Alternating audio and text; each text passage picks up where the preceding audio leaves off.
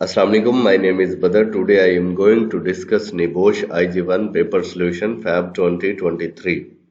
मैं उम्मीद करता हूँ कि आपने सिनेरियो को बड़े अच्छे से रीड आउट किया होगा। डायरेक्ट हम टास्क 1 को देखेंगे।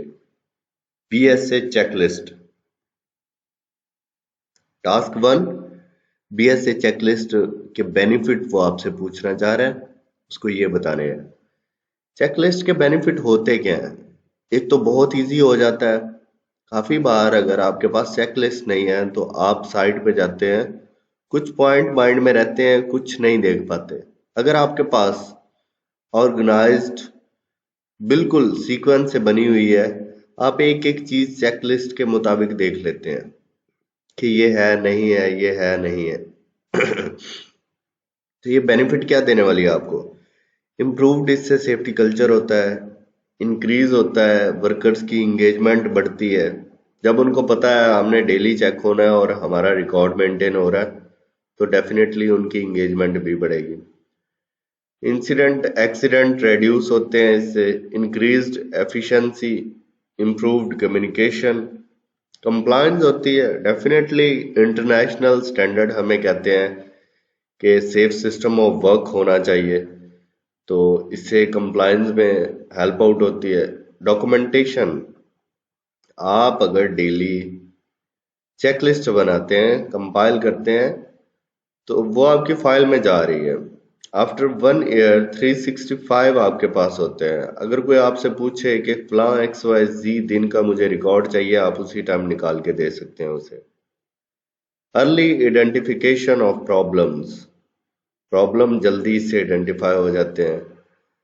रिस्क को असेस करने में हेल्प मिलती है, कॉस्ट सेविंग है, enhanced reputation of the company, better understanding of procedures. Task 2 उसने ऑब्लिगेशन के बारे में पूछा गया है कि कौन से रूल्स को फॉलो नहीं किया, कॉन्ट्राविंड किया, ठीक है। और उसने कहा है कि आर्टिकल 6 रिकमेंडेशन 10 की तरफ आपने जाना है, उसको आपने इंटरलिंक करना है। ये जो आपका सिनेरियो है और जो हमारे ILO कहता है, क्या ये ठीक है, ILO के मुताबिक है या नहीं है। अब जी ILO हमें क्या कहता है, इसकी ऑब्लिगेशन है provide and maintain work place machinery, safe work place machinery and equipment. यहाँ पे ऐसा नहीं था। Give necessary instructions and trainings, यहाँ पे नहीं था। Provide adequate supervision of work, इधर सुपरवाइजर साहब कह रहे थे सब कुछ ओके है। इंस्टीट्यूट ऑर्गेनाइजेशनल अरेंजमेंट्स, ठीक है, प्रॉपरली आप अरेंजमेंट्स भी करें, यहाँ पे मिसिंग थी। Provide PPEs without any cost to workers, worker से कुछ भी ना ले, ILO हमें कहता है कि उनको PPEs प्रोवाइड करें, यहाँ पे नहीं था। Ensure work organisation particularly with respect to hours, long working hours नहीं होने चाहिए। Take all reasonably practicable measures, undertake studies and research, ये हमें ILO कहता है। हमारा जो सिनेरियो है, अगर इसको हम देखते हैं तो टोटल नेगेटिव है, इसके अगेंस्ट जा रहा है। नेक्स्ट जी हमारे पास टास्क 3 की तरफ हम आ जाते हैं। मैनेजमेंट फेलियर्स क्या थे?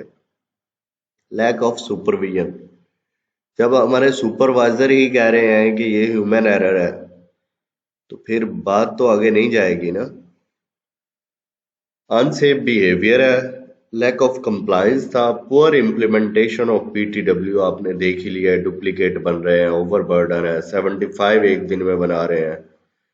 वर्क प्लेस लाइट इशू, वो कहते हैं जी सफिशिएंट है, ये फेलियर है। लैक ऑफ डॉक्यूमेंटेशन, आप कॉन्ट्रैक्टर हायर करते हैं और उसकी डॉक्यूमेंटेशन पे कॉम्प्रोमाइज कर लेते हैं।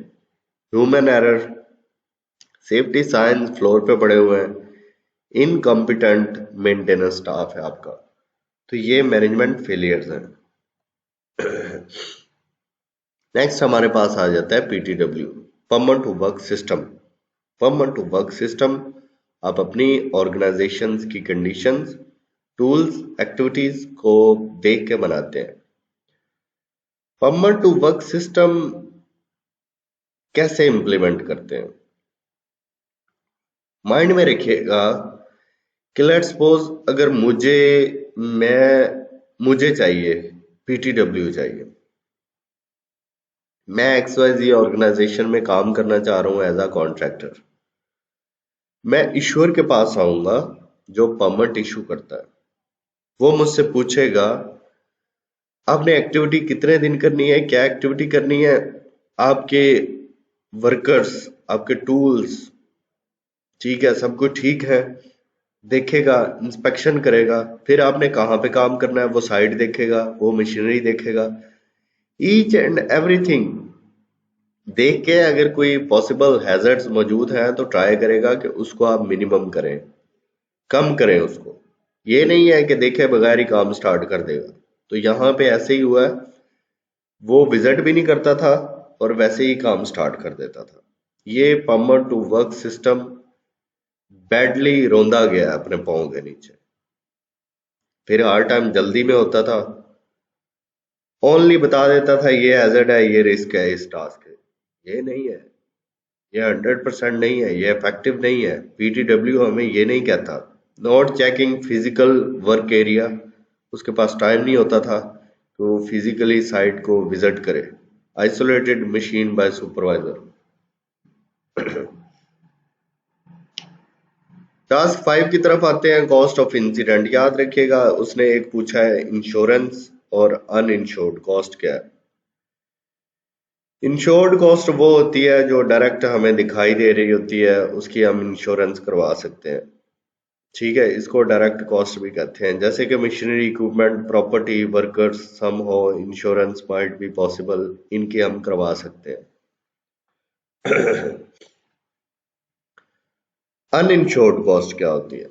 अगर इंसिडेंट हो जाता है, एक्सीडेंट हो जाता है, सिवियर इंजरी हो जाती है, लॉस ऑफ रेपुटेशन, उसको हम इंश्योर नहीं करवा सकते कंपनी की। Loss of customer loyalty, workers go for claim, fine हो सकता है आपको, आप बैन हो सकते हैं, वर्कर्स की अटेंशन नहीं रहती, लॉस टाइम होता है, प्रोडक्शन माइट बी कॉम्प्रोमाइज्ड। तो फिर आपकी प्रोडक्शन भी कॉम्प्रोमाइज होती है जब आपके पास आपकी लेबर आपके साथ नहीं होती, कोऑर्डिनेशन में नहीं होती।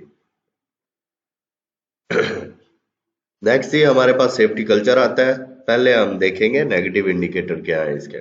Supervisor think that the most accidents are unavoidable. वो कहता है कि एक्सीडेंट्स को रोका नहीं जा सकता, और सेफ्टी हमें कहती है कि हर एक्सीडेंट को मैनेज किया जा सकता है। हैजर्ड आइडेंटिफिकेशन पुअर था, वो कहता था लाइट सफिशिएंट है। डॉक्यूमेंटेशन मेथड स्टेटमेंट छोड़ दी, रिस्क असेसमेंट छोड़ दी, कॉम्प्रोमाइज कर लिया। Poor PTW system, duplicate system, कोई मॉनिटरिंग नहीं थी, सेफ्टी साइंस आपके फ्लोर पे पड़े हुए हैं, unavailability of right person for maintenance, machine operator competent नहीं था। तो ये सारे नेगेटिव इंडिकेटर हैं, और भी बन सकते हैं इसमें। पॉजिटिव क्या था? रिसोर्सेज दिए हुए थे, टीम दी हुई थी, फाइनेंशियल सपोर्ट थी, ये सारे पॉजिटिव है। सेफ्टी ट्रेनिंग्स, ट्रेन स्टाफ था, परफॉर्मेंस एवेल्युएशन हो रही थी, कम्युनिकेशन समहाउ बेहतर थी, एक्टिव मॉनिटरिंग थी, कंटिन्यूअल इंप्रूवमेंट की तरफ जा रहे थे, एक्सपीरियंस स्टाफ था, financial support, BSA programme launch किया, इंसिडेंट को इन्वेस्टिगेट कर रहे थे, चाहे 2 हफ्ते बाद ही याद आया लेकिन कर रहे थे।